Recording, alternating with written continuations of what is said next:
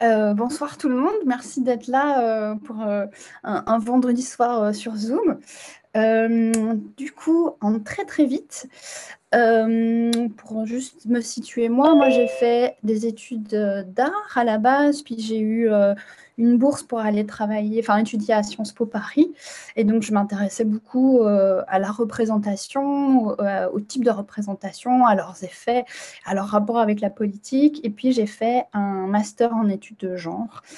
Et pendant toutes ces années, je me suis petit à petit spécialisée dans les images pornographiques. Alors du coup, quand j'ai été invitée par Antoine pour discuter tout ça avec vous, j'étais un peu embêtée parce que la pornographie, c'est un sujet super vaste. Et c'est, en tout cas dans le champ francophone, un sujet qui est encore abordé d'une manière qui l'empêche de le penser dans sa complexité. En gros, l'idée, c'est que du côté francophone, mais je sais que je caricature évidemment, c'est pour aller vite, on a une approche de la pornographie qui est encore essentialiste. On parle de la pornographie.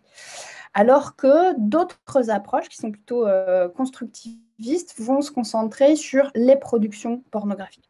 Alors l'approche qui essaie de se concentrer sur une pensée de la pornographie, bah, ça postule évidemment une homogénéité, donc toutes les productions seraient les mêmes, et il y a des gens qui publient des livres en disant bah, on en a vu un, on les a tous vus, donc c'est pas une caricature, c'est vraiment de ces postulats. Et aussi, ça postule une ahistoricité des productions pornographiques. Si elles sont toutes les mêmes, elles le sont aussi de tout temps. Du coup, qu'est-ce qu'on peut étudier quand on envisage la pornographie comme ça, puisqu'on a un peu, on se coupe l'herbe sous le pied, ben, ça va revenir sur des questions d'étymologie, de définition et de régulation. Si on se concentre plutôt sur les productions pornographiques, ben, on sous-entend forcément qu'il y a une hétérogénéité et qu'elles sont inscrites dans une histoire. Et du coup, ça veut dire qu'on peut étudier les styles de ces productions, leur structure interne, comment ça marche, leur thématique, après de quoi ils parlent, parce que c'est pas parce qu'ils montrent du sexe qu'ils parlent pas de plein d'autres choses.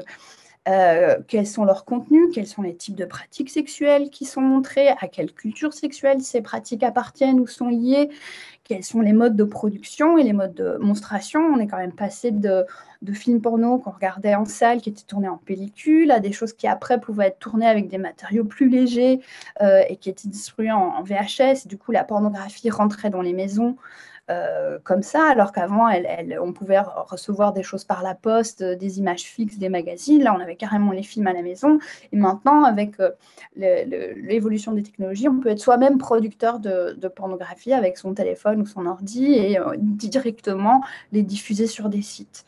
Et du coup, on peut aussi, ça pose la question des types de publics et de la capacité d'agir à la fois du public, qui n'est pas du coup un public passif, et des performeurs qui, euh, qui participent, qui font cette pornographie. Du coup, j'ai structuré cette petite présentation en deux parties. Une première qui revient sur penser la pornographie et la seconde qui revient sur penser les pornographies et qui essaye de revenir sur quelques étapes de pluralisation des productions pornographiques. Alors, la pornographie, et ça c'est l'incontournable des livres d'introduction à la pornographie. On revient toujours sur cette étymologie qui nous rappelle que porné c'est prostituée et puis la graphie c'est l'écriture, la représentation. Et donc ça sous-entend que on parlerait d'un type de relation sexuelle bien précise qui sont des relations tarifées, mais ça ne nous dit rien sur les moyens qui sont utilisés. Est-ce que c'est des textes, est-ce que c'est des images, ni qui est l'auteur ou l'autrice. Est-ce qu'on parle du client, de la prostituée, d'un tiers? Donc voilà, l'étymologie qui a l'air de nous renseigner sur plein de choses, finalement, elle laisse énormément de choses en suspens. On suit après l'entrée du mot au dictionnaire dans la langue française, qui s'inaugure avec un livre de Rétif de la Bretonne qui voulait travailler à régenter des tas de segments de la société, et notamment la question des maisons closes et des prostituées, et donc qui a écrit Le pornographe. Alors, au niveau des dates, c'est quelque chose d'assez récent. Et ça arrive à peu près en même temps que le mot photographie, photographique. Donc là, il y a quelque chose, il y a une simultanéité en tout cas de l'entrée dans la langue de ces deux termes et du coup de la circulation d'un certain type de représentation qui évidemment vont être liées à la sexualité pour la pornographie. Si on continue cette définition, on en arrive à des choses qui sont très très généralistes où on a une pornographie qui va être définie selon 3 angles. Il y a l'idée d'un manque, donc c'est l'idée que voilà, c'est une représentation sexuelle sans ambition artistique. Il y a l'idée d'une intention, donc l'intention délibérée de provoquer l'excitation sexuelle, qui ne correspond donc pas à une ambition légitime. Et il y a l'idée d'un effet, donc ce qui outrage les bonnes mœurs. Ça, c'est dans les définitions actuelles. On rajoute encore un critère qui va être la notion d'obscène. La notion d'obscène, pour du coup revenir au latin. Donc c'est vraiment le sinistre, le mauvais augure, l'indécent, le sale, le dégoûtant, ce qu'on a tendance à vouloir tenir loin de soi. Et aujourd'hui, on a l'idée qu'on lie l'obscène à une blessure. C'est ce qui blesse ouvertement la pudeur, et donc la pornographie en fait partie. À partir de ce moment-là, du coup, cette espèce de grande catégorie qu'est la pornographie devient une question morale et juridique, et du coup, c'est comme ça qu'on l'envisage. Si on l'envisage comme quelque chose qui blesse, qui est problématique, du coup, il y a l'appel de la loi pour réguler tout ça. Alors là, on fait un saut gigantesque parce qu'on passe sur un autre continent, une autre langue, une autre culture juridique, etc. On va aux États-Unis, mais si on est dans une pornographie vue de manière essentialiste, on peut se le permettre, évidemment.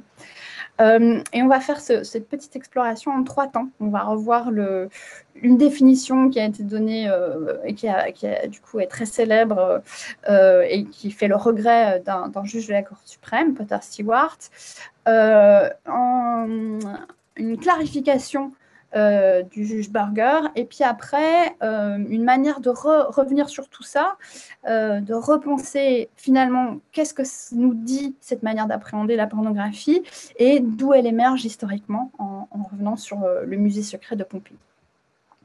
Alors le pauvre juge Stewart, juge de la Cour suprême, était très déçu parce que finalement on va se souvenir de lui pour une toute petite phrase, et voilà, c'est le risque que ce qui sera gravé sur sa tombe, c'est cette phrase malheureuse dont il n'avait pas anticipé le potentiel de célébrité. Ça a été dit à l'occasion d'un jugement qui revenait sur la projection d'un film de Louis Malle qui avait été interdite dans l'État d'Ohio. Et du coup, la personne responsable du cinéma s'était saisie de la justice et avait argué que la liberté d'expression ne permettait pas de censure. Pour le juge Stewart, il y a une exception à la liberté d'expression, c'est la pornographie hardcore. Alors, la pornographie hardcore, ok, très bien, mais du coup, qu'est-ce que c'est? Et là, le juge Stewart a cette phrase malheureuse où il explique qu'il ne peut pas vraiment la définir, qu'il ne va pas trop s'aventurer là-dedans, mais, et ça c'est son incontournable, il la reconnaît quand il en voit. Et du coup, là, il peut dire, dans ce cas-là, ce film ne l'est pas. Donc, évidemment, grand problème pour identifier la pornographie. On ne peut pas faire venir le juge Stewart dès qu'il y a un souci par rapport à un film. Et il y a un autre cas après avec un distributeur d'images pornographiques par la poste qui a malencontreusement envoyé son catalogue à des gens qui ont été très choqués et ont saisi la justice. Et donc là, de nouveau, ça remonte jusqu'à la Cour suprême et le juge Burger va définir cette pornographie hardcore selon 3 critères. Et on en revient aux définitions qui sont les définitions courantes.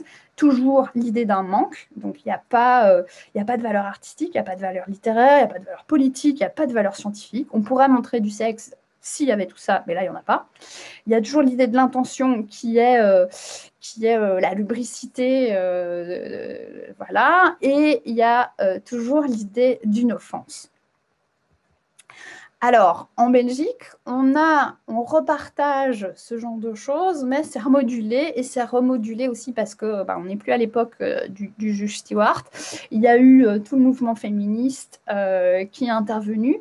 Et du coup, en 2008, quand il faut classer qu'est-ce qui relève de la pornographie et qu'est-ce qui relève de l'érotisme. Une classification qui va du coup permettre de distinguer qui a accès à quoi. Et donc l'érotisme, c'est juste interdit au moins de 16 ans. La pornographie, c'est plus compliqué, c'est interdit au moins de 18 ans. Là, le collège d'autorisation et de contrôle va proposer 3 critères cumulatifs. Donc on a toujours cette question du manque, avec l'absence avérée d'ambition créative ou intellectuelle. Donc, comme exemple, c'est l'absence de scénario construit original, ce qui est rigolo quand on pense à toute une série de films pornographiques qui ont des scénarios ou qui sont des caricatures de films hollywoodiens classiques qui ont même des scénarios. Mais voilà, les critères qui changent, c'est l'idée de la dégradation. Et ça, c'est dans toujours la problématisation qu'ont apporté les féministes, notamment, c'est l'idée qu'il y a un des partenaires dont l'image est dégradée parce qu'il est réduit à un objet de gratification sexuelle. Et donc là, il y aurait une inégalité entre les gens qui sont représentés à l'image. Et deuxième modification, il y a l'idée de la réduction de la sexualité à la réalité primaire de l'acte. Alors, c'est aussi assez flou à circonscrire. Est-ce que ça veut dire que les gens ne sont pas amoureux, qu'il n'y a pas de sentiments, qu'ils ne font pas de câlins avant? On ne sait pas très bien, mais voilà, il y a ces critères-là qui permettent de distinguer ce qu'est la pornographie.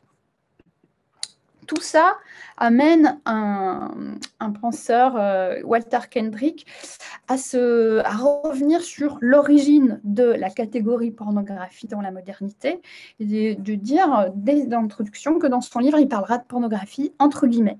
Parce que pour lui, la pornographie, c'est un terme qui désigne moins une chose qu'un concept ou une structure de pensée qui décrit comme un scénario. Et donc pour lui, la pornographie, ça nomme un scénario imaginaire de danger et de sauvetage.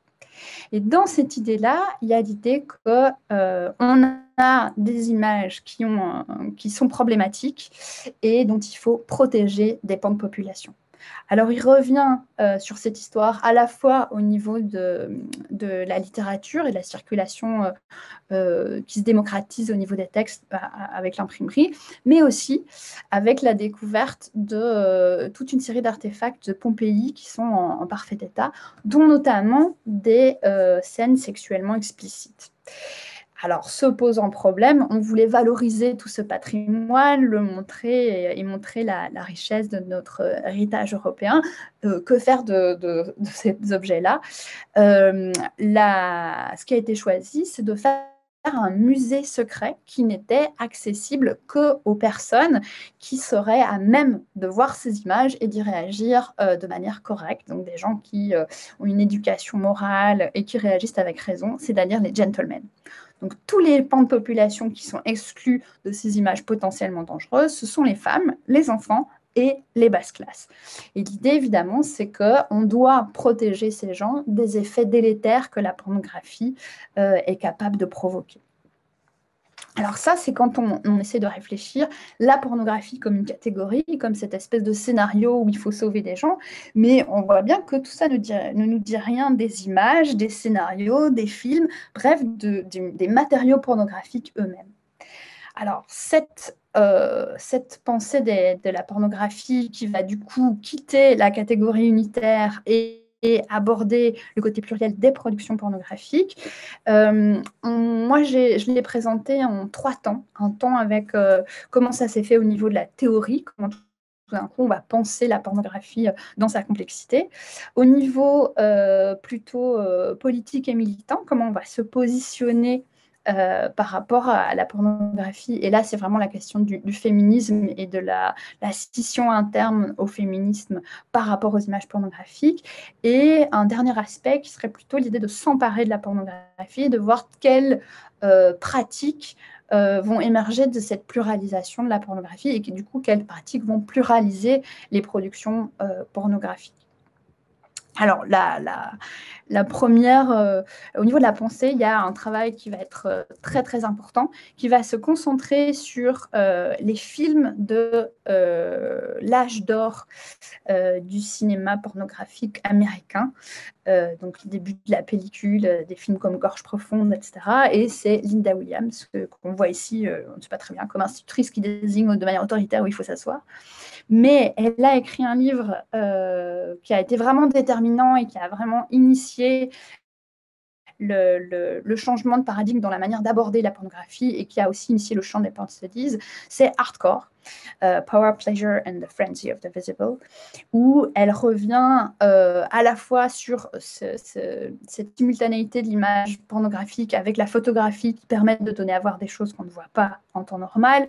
Elle revient, elle s'appuie aussi sur Foucault pour penser le pouvoir comme quelque chose de productif et pas uniquement comme quelque chose qui empêche ou qui censure. Et elle fait une vraie analyse de la pornographie comme genre cinématographique. Alors pour ça, elle va s'appuyer sur différentes pensées, mais elle va aussi s'appuyer sur différentes similitudes où elle va désexceptionnaliser la pornographie pour après vraiment essayer d'identifier ce qui fait sa particularité.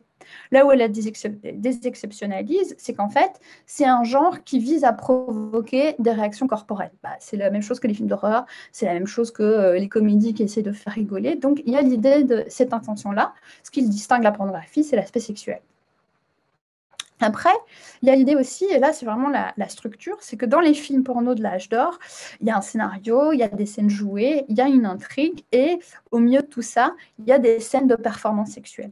Et comment ça s'articule? Ça s'articule à peu près de la même manière que les comédies musicales, où il y a aussi des scènes dialoguées, une intrigue, une évolution, et puis une coupure avec des scènes chantées et dansées. Et donc il y a ce parallèle à ce niveau-là. Quand elle essaie vraiment de cerner la spécificité de pornographique en disant, tiens, voilà, il y a ces similitudes-là au niveau cinématographique, mais il y a aussi des spécificités. Il y a l'idée qu'elle s'appuie sur Richard Dyer, qui a beaucoup travaillé sur le cinéma, qui disait, tiens, dans les comédies musicales, la scène chantée, elle a un statut particulier, c'est qu'elle montre un monde pacifié. Les scènes de dialogue, c'est l'intrigue, c'est la complication de la vie quotidienne. La scène chantée, c'est le monde pacifié, le monde meilleur, amélioré. Et ça correspond à quelque chose qui se passe dans la pornographie en général, ou la pornographie qui a été ici étudiée par Stephen Marcus, qui lui s'est vraiment concentré sur les romans victoriens. Il y a cette spécificité d'être quelque chose de fortement utopique. Ça a deux grands critères, c'est qu'on évacue tout ce qui n'est pas sexuel, donc on se concentre vraiment sur l'aspect sexuel. Si on doit faire un film porno qui se passe pendant la guerre, ça va être le sexe pendant la guerre, puis le reste, ça n'existe pas. Et il y a l'idée que ce sexe, en plus, est très particulier, c'est qu'il est abondant, il est fluide, il est constant et il est systématiquement satisfaisant. Et donc, à ce titre, ces romans victoriens, en fait, créent des pornotopies, donc des utopies vraiment proprement pornographiques.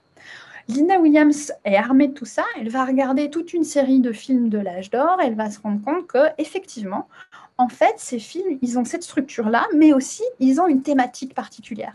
Elle va se concentrer sur des films hétérosexuels et elle se rend compte que ces films, leur thématique, c'est les rapports hommes-femmes. Et ils essayent de proposer à la fois des intrigues qui touchent à ça, aux tensions des rapports hommes-femmes, et du coup des scènes de performance sexuelle qui sont des rapports hommes-femmes. Elle fait un catalogage où elle propose 3 manières de lier le récit, donc la structure qui va nous raconter le monde triste à la manière des comédies musicales, et les numéros sexuels qui fonctionnent comme des utopies. Et donc, il y aurait l'idée, par exemple, d'une utopie séparée où monsieur, madame sont dans une relation compliquée, ils font chambre à part, monsieur fantasme sur la voisine, et hop, la scène sexuelle va être la scène du fantasme de ce que monsieur ferait avec la voisine. Donc là, les scènes sexuelles sont une espèce d'ailleurs absolu, où on aurait une espèce d'hétérosexualité pacifiée et idéalisée. On a l'idée aussi que ça peut être une utopie intégrée. Monsieur, madame ont des rapports compliqués, ça ne va pas. Madame va chez un sexologue, elle couche avec lui et elle découvre comment jouir alors qu'elle n'avait pas découvert avant. Pouf, voilà. Il y a l'idée d'une résolution des conflits. Elle revient chez monsieur, ils couchent ensemble, c'est merveilleux. Hop, nouvelle scène sexuelle. Et puis, il y a, troisième volet, l'idée d'une utopie dissoute, où là, finalement, en fait, tout est devenu sexuel et on est dans une espèce de pornotopie absolue.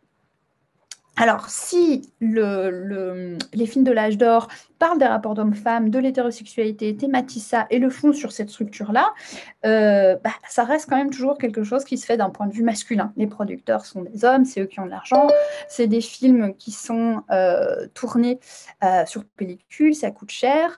Et donc, il y a l'idée de changer cette dimension avec les rapports entre pornographie et féminisme. Et donc ces rapports ont été particulièrement compliqués, au point qu'on a surnommé ça les sex wars.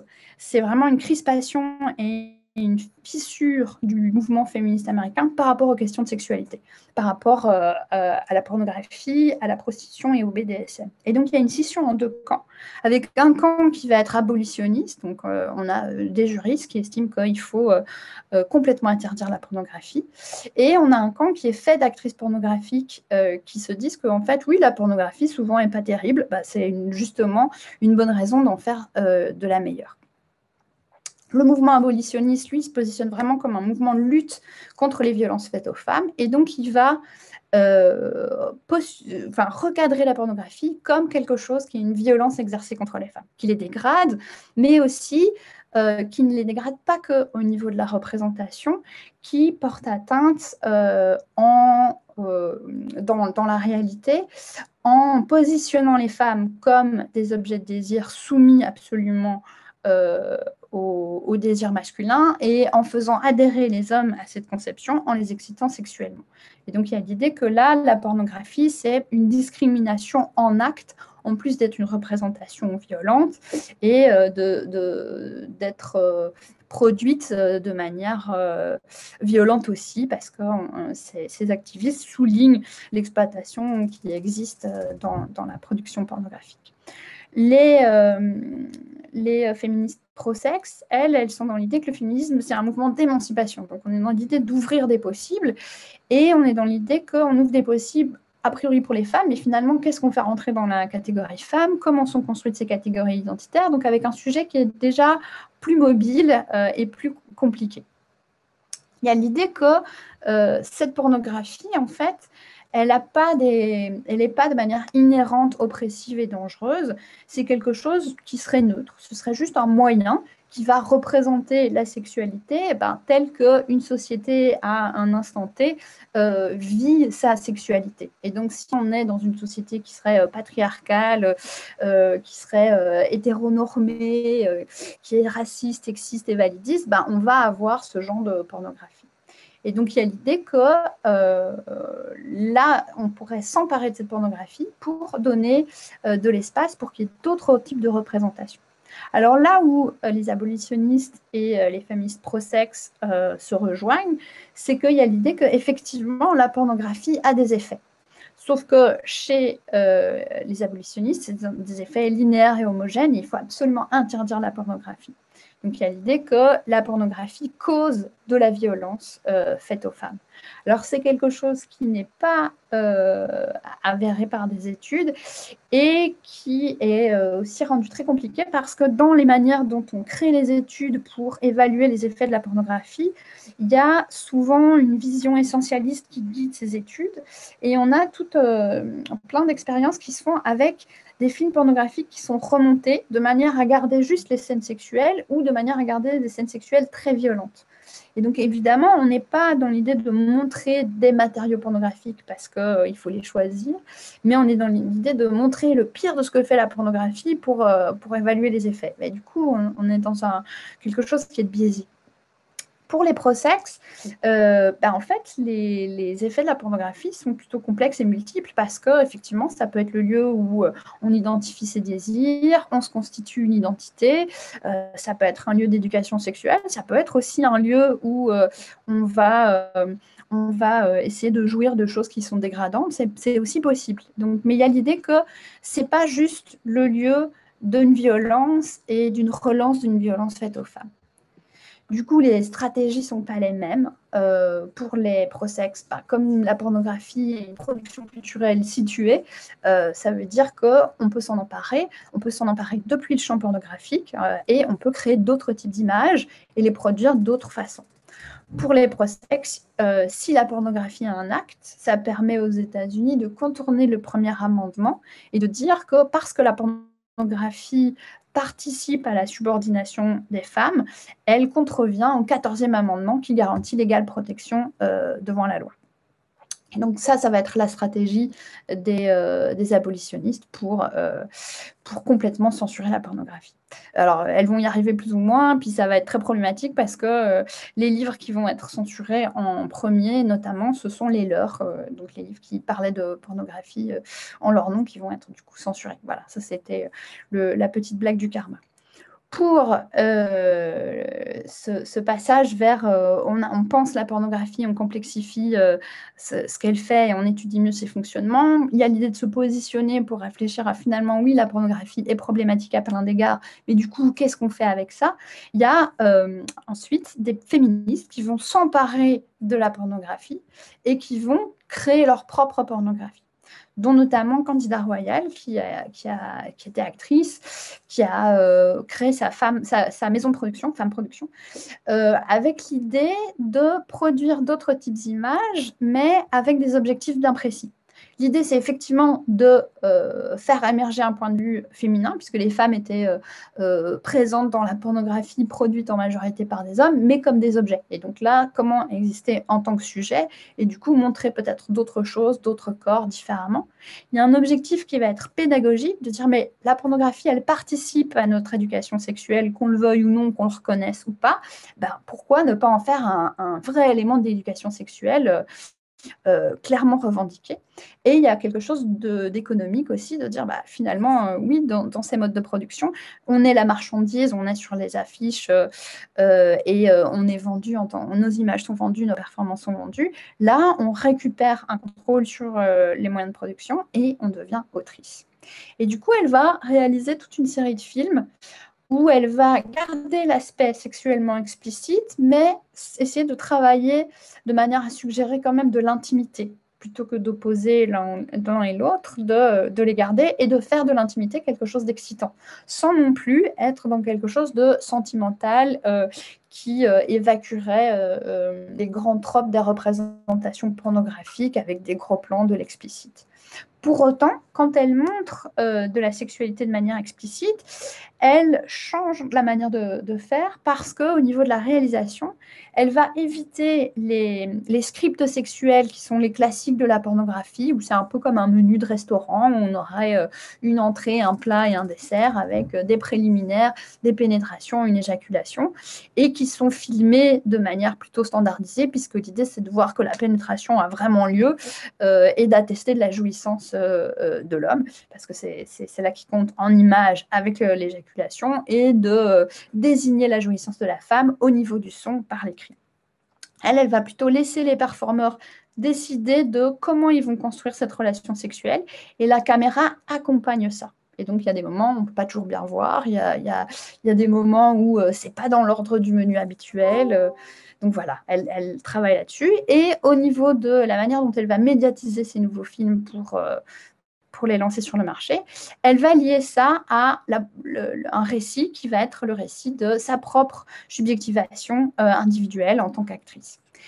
Sauf que, oups, ça c'est petit drama du PowerPoint, sauf que cette critique-là, ça reste quand même toujours une critique qui se fait dans le cadre de l'hétérosexualité. Dans l'idée de la pluralisation de la pornographie, il y a du porno queer qui vient rechanger ça, et donc c'est le petit moment où il y a enfin des images un peu sexuellement explicites, dont un site, il n'est pas le seul, hein, mais c'est celui qui m'avait beaucoup intéressé, qui s'appelle le Crashpad, qui est un site qui est réalisé, produit par Shine Houston, qui est afro-américaine, et qui va produire toute une série de porno-cuir. C'est un site qui est payant, il faut s'abonner, donc ce n'est pas des choses qu'on peut trouver gratuites sur les tubes.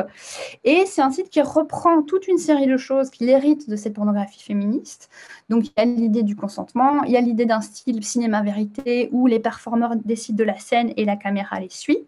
Il y a aussi l'idée qu'au niveau de la production, tout le monde va être payé pareil. Donc ça veut dire que contrairement à certains modes de production pornographique où les femmes blanches normées sont mieux payées que des femmes noires plutôt rondes, que des pratiques les plus extrêmes sont plus payées que des pratiques vues comme des préliminaires ou des choses plus douces ou des choses comme ça, toutes ces différences de tarification sont supprimées. Il y a un tarif unique. Donc là, il y a déjà quelque chose qui se démarque et qui sort aussi de la question genrée, puisque dans la pornographie, c'est quand même une industrie où les femmes sont mieux payées que les hommes, avec tout ce que ça peut poser comme question sur pourquoi. Dans cette idée-là, il y a aussi que ça participe d'une éducation sexuelle, donc on va vraiment insister sur les rapports protégés. Dans la présentation, donc si on compare avec un site comme Brazzers, qui est un site canadien voilà, un site mainstream bien connu avec pignon sur rue. Donc là, c'est vraiment une comparaison des sites et de la navigation et de la manière dont ils proposent les films.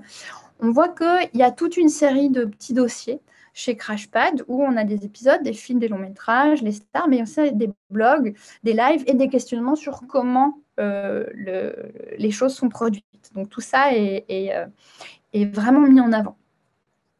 Il y a l'idée, si on continue, quand on regarde comment les scènes sont proposées, donc on a toute une série de scènes, et on voit que quand on navigue sur Brazzers, on a un panel de critères pour sélectionner sa chaîne qui est, sa scène qui est sans fin. Donc, on peut choisir des femmes asiatiques, on peut préférer les grosses seins, on peut chercher des éjaculations.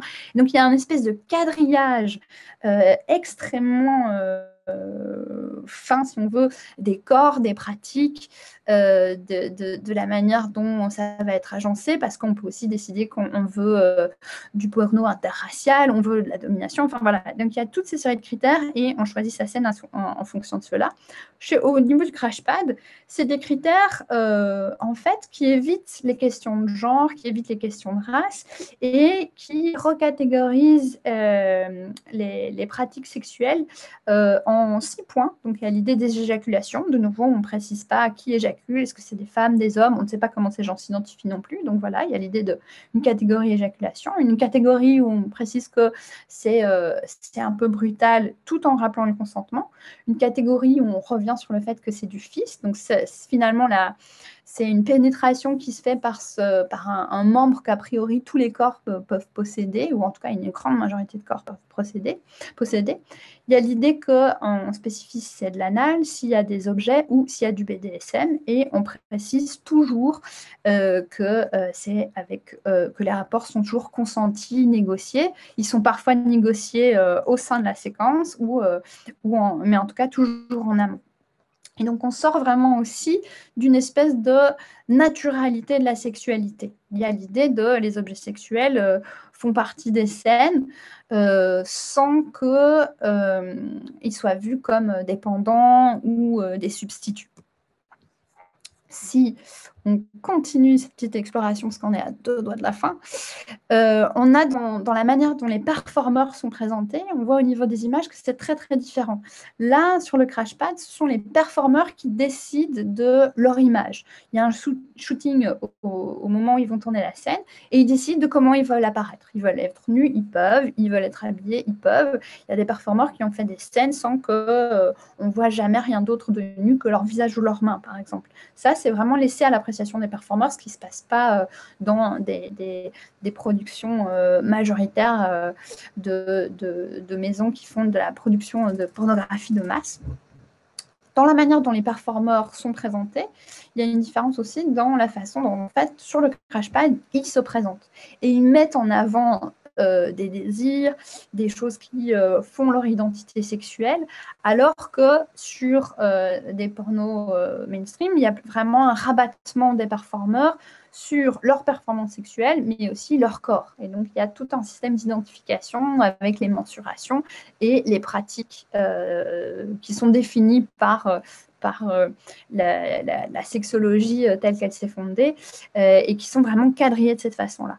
Du côté de CrashPad, on sort de ce quadrillage-là et on sort aussi de ce quadrillage au niveau identitaire, puisque les performeurs ne se présentent pas spécialement comme hommes ou femmes, alors que sur Browser, on peut choisir est-ce qu'on cherche des performeurs hommes, des performeurs femmes, et il n'y a pas vraiment d'autres choses qui sont proposées.